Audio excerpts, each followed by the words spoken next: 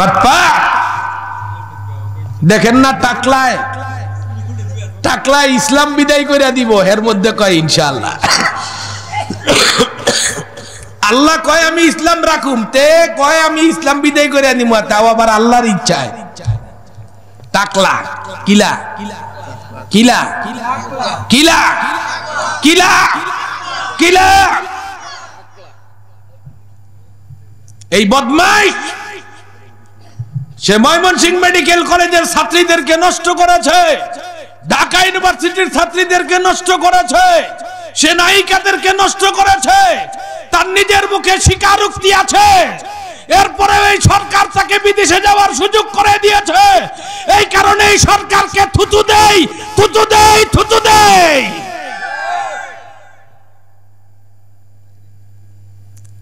এই সরকার দিনের ভোট রাতে করেন না সরকার, ঠিক হিসাব মিলাইয়া একটা নিরপেক্ষ নির্বাচন দিয়া দেখো। শুধু এই টাকলার কারণে মানুষ তোমাদের শূন্য ভোটে এলাকা ছাড়া করবে, ঠিক কিনা জোরে বলেন। এর আগে একটা ছিল, কইছে হজের মধ্যে কোনো রিডাকশন নাই। বেয়াদব জিয়াউর রহমানকে বলছে জিয়াউর রহমান নাকি ওর জুতা বাজ করছে। আমরা বঙ্গবন্ধুকে অন্তর থেকে সম্মান করি, বঙ্গবন্ধু সম্মান করে জিয়াউর রহমানকে বীরোত্তম খেতাব দিয়েছে, সেই কারণে জিয়াউর রহমানকেও সম্মান করি। আমরা তোদের মতো নাদান নই। জিয়াউর রহমানের জুতা বাজ করিয়া দিছে, এটা কি কওয়ার বিষয় হইল? খন্দি হ্যাঁ, আরে শেষরার ঘরের শেষরা তোরে যখন কুত্তাই চিনে না, তখন জিয়াউর রহমান সাহেব একজন মেজর। তোর জুতা বাজ কইরা দিলে এটার দ্বারা তো জিয়াউর রহমান মহানুভবতা দেখাইছে। তোর জুতা যে বাজ কইরা দিছে, এটা তো তুই জীবনে শরমে কারোর কাছে কওয়ার কথা না, যে আমার মতো অথর বুলুকের জুতা বাজ কইরা দিছে। কথা কন। কয়দিন আগে আপনাদের পাশে মাহফিল করতে গেছিলাম কচুয়া, বাংলাদেশের এক বিখ্যাত বক্তা ইয়াসিন আহমদ ফারুকির বাড়িতে। ও বক্তার বাড়ির মাহফিলের আমি প্রধান বক্তা। আজকে নাগাইশের মুস্তাক ফয়েজি তার বাড়ির মাহফিলে আমার একে একে 6 বছর প্রধান বক্তা নিয়ে গেছে, পকেটে টাকা দিয়ে দিয়া। আজকে আমার ব্যাপারে কথা বলতেও কষ্ট হয়েছে, জীবন নষ্ট। ইয়াসিন আহমেদ ফারুকির বাড়ির মাহফিলে গেছি, সে মসজিদে ঢুকে গেছে, কে জানি পাড়া দিয়া ওর জুতাগুলো উল্টা করে দিছে। আমি ওর জুতাগুলো চিনি, এক গাড়িতে গেছি, যাই দেখলাম একজন আলেমে দিন শেখুল হাদিস ইয়াসিন আহমেদ ফারুকি, ভালো আলেম, বড় আলেম। কিন্তু আমি আস্তে করে জুতাগুলো ভাঁজ করে দিয়ে রাখছি, নামাজ পড়া মসজিদ থেকে বাইরে চিন্তা করে এই কাম করলো কেনায়, অনেকক্ষণ তাকাই রয়েছে, দেখে নাই। আজকে আপনাদেরকে বললাম ইয়াসিন আহমেদ ফারুকির জুতা ভাঁজ করাতে আমি কি ছোট হয়ে গেছি? ইয়াসিন আহমেদ ফারুকি আমারে দেখলে শায়েক শায়েক করতে করতে বেহুশ। আমি না বসলে বসে না, হিট বেটার জুতা আমি বাস করছি, আমি এই মনে করে জুতা বাস করছি। ইয়াসিন আহমেদ ফারুকি মেন হিসেবে চিনি না, মানুষ হিসেবে চিনি না।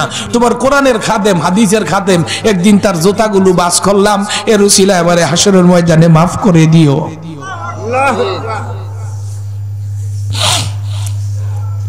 এটা তো সম্মানের বিষয়, এটা হৃদয়তার বিষয়। সে বলল হজের মধ্যে কোনো রিডাকশন নাই।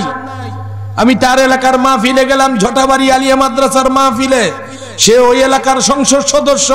সেখানে বলেছিলাম, তুমি যদি মানুষের বাচ্চা হয়ে থাকো, তোমার যদি বাপ মা ঠিক থাকে, এই ঘোষণা দেওয়ার পরে পুলিশ ছাড়া একটা দিন রাস্তায় নামো, জুতা দিয়ে বাইরে তোমাকে লম্বা করে ফেলা হবে। আজ পর্যন্ত বাইরেইতে পারে নাই, মন্ত্রীগিরিও গেছে। এই টাকলারে ফাইলে মানুষ জুতা দিয়েও ফিডাইতো না, আরো কোনো খারাপ জিনিস পাইলে ওইটা দিয়ে ফিডাইব, ঠিক কিনা জোরে বলেন। সে কানাডায় গেছে, ওখানে ওষুধের মতোই ভাবে।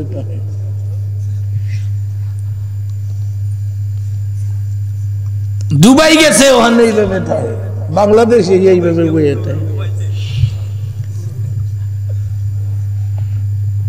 তার সঙ্গে আমার ব্যক্তিগত কোনো শত্রুতা নাই। কিন্তু আল্লাহর বিরুদ্ধে, নবীর বিরুদ্ধে, কোরআন হাদিসের বিরুদ্ধে যে কথা বলবে তাদের সঙ্গে আমাদের কোনো বন্ধুত্ব নাই। ঠিক কিনা জোরে বলেন?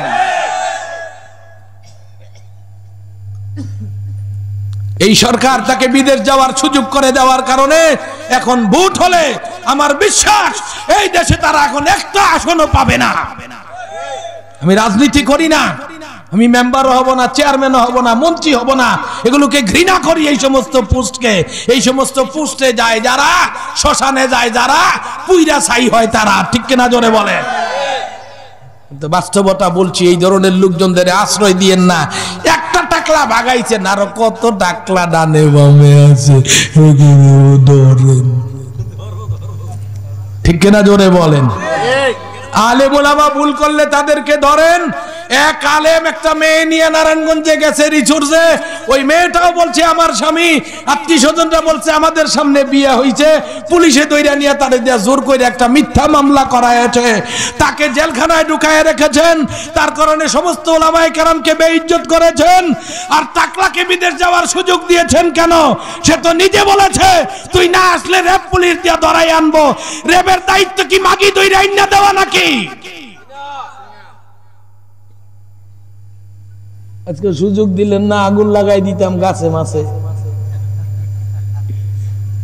মাহফিলটা নষ্ট কইরা দিলেন, মনে বুঝা শুনে আগুন নষ্ট কইরা দিছে যে হেরে সময় মতো দেউন ঠিক হইতো না। শেষটা বলুম না জামুগা, শেষটা বলুম না জামুগা। না আমার ভাইয়ে কানে কানে কি জানি কইছে, সময় মনে হয় যথেষ্ট হয়ে গেছে। 3 ঘন্টা হয়ে গেছে, দেখেন ওই যে দেখেন 3 ঘন্টার উপরে হয়ে গেছে। আলহামদুলিল্লাহ বলেন। মানুষ নাই, মাইকের মধ্যে টিস্যু পেপার দেওয়া শুরুতে আমার গলা খাইয়ে লাইছে, এখন অনেক কষ্ট করে আবার গলা খুলছে, কিন্তু 3 ঘন্টার উপরে হয়ে গেছে। আপনারা বলেন, আল্লাহকে সাক্ষী রেখে বলেন, বারাইয়ের মানুষ, আশেপাশের মানুষেরা বলেন, এই ধরনের পরিবেশে ছোটর চেয়ে ছোট বক্তা আধা ঘন্টার উপরে ওয়াজ করত? বলেন করত? আলহামদুলিল্লাহ। যাই হোক, আমি 4 নম্বরের ব্যাখ্যা করতে পারবো না। বসেন মুরব্বী, এক্ষুনি শেষ কর। না পানি ছাড়ন লাগতো না, পানি পরে এই সাইডে নেন, গরম আছে, গরম থাক, সাইডে দিলে তলফের ঠান্ডা হয়ে যাবে। 5 নাম্বারটা সংক্ষেপে বলে দেই, যদি আল্লাহ সুযোগ দেয় কখনো আসলে 2 নাম্বার 3 নাম্বার বলবো। আর আমিও সামনে এই সিস্টেম চালু করতে হবে যে আমার পছন্দ যা, সময় নিমুতা। ঠিক কিনা? ويدخل الجنة بغير حساب।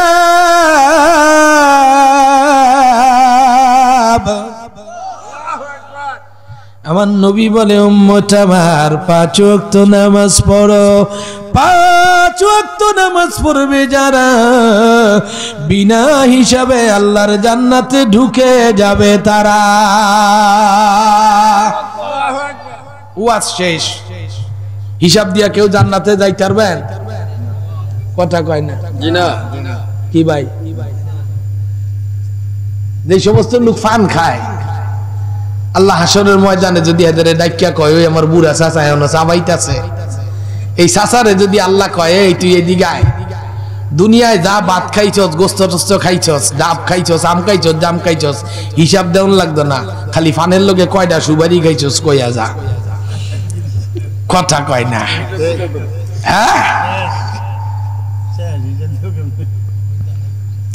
হিসাব দিয়া কেউ জান্নাতে যাইতে পারবেন না। জান্নাতের গেটে একটা ফাইনাল হিসাবের সেন্টার আছে। আমার নবী বলে, উম্মত আমার যারা 5 ওয়াক্ত নামাজ নিয়া ওই জান্নাতের গেটে যাবে, ওই চেকপোস্টার কাছে আমার আল্লাহ নামাজের কার্বন দিয়া দেরে পেঁচাইয়া ফেরেশতাদের চোখ ফাঁকি দিয়া বিনা হিসাবে জান্নাতে পৌঁছায়া দিবে। আর ওয়াজ করার দরকার নাই বাবা, আজ থেকে 5 ওয়াক্ত নামাজ পড়ব, বিনা হিসাবে জান্নাতে যাব। জিন্দেগিতে আর নামাজ ছাড়বো না। রাজি যারা যারা শেষবারের মতো হাত উঠাইয়া চিৎকার দিয়া আল্লাহু আকবার বলো তারা। বিনা হিসাবে জান্নাতে যাব। 5 ওয়াক্ত নামাজ পড়বো মা বোনেরা রাজি যারা, পর্দার আড়ালে হাত উঠাইয়া আওয়াজ ছাড়া আল্লাহু আকবার বলো তারা। হাত নামান। এখন এই 5 নাম্বারের ব্যাখ্যা দিতে গেলে জান্নাতের ব্যাখ্যা দিতে হবে। কি দিতে হবে? জান্নাতের ব্যাখ্যা দিতে কমসে কম 2 ঘন্টা লাগবে। তাইলে 4 নাম্বারে 3 ঘন্টা, জান্নাতে 2 ঘন্টা, সব মিলে আরো 5 ঘন্টা। শুনবেন কারা কারা?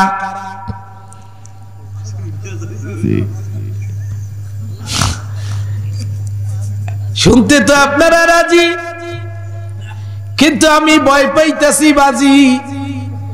সামনে ফজরের নামাজে আপনাদের কারুরে পাওয়া যাবে না। শীতের দিন যাইয়া এখন লেফের নিচে যে শুইবেন, কালকে সকাল 7টায় এটা কইবেন সরকার আমাদের নামাজ নষ্ট করেছে।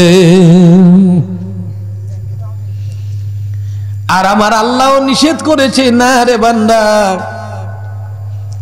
একদিনের ওয়াজে তুই সব মানুষরে শোনাইতে পারবি না। নিয়ম অনুযায়ী চল। ওই নিয়মের কথা বলছি। বাড়ি যান, সম্ভব হলে ওযু করে তাহাজ্জুদটা পইরা, পেটটা বইরা পানি খাইয়া উঠেন, উঠে ফজরের নামাজটা পড়েন বাবা। যদি কবরে না হইয়ে একা, আল্লাহ চাইলে ভবিষ্যতে হবে আবারও দেখা। ওয়াকুলি কাউলি হাযা ওয়াস্তাগফিরুল্লাহ, ইন্নাল্লাহা ইয়াগফিরুয যুনুবা জামিআ, ইন্নাহু হুয়াল গফুরুর রহিম। আলহামদুলিল্লাহ।